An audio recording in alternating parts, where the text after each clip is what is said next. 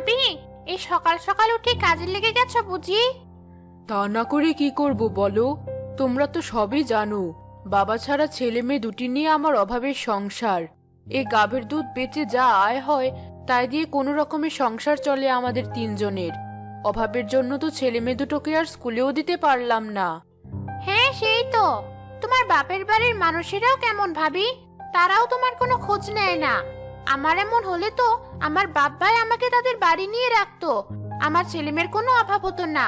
আর তোমার পোড়া কপাল দেখো, একে তো অল্প বয়সে স্বামীটা মারা গেছে, তার উপর বাপ ভাইও কেউ তোমার খোঁজ নেয় না। আমি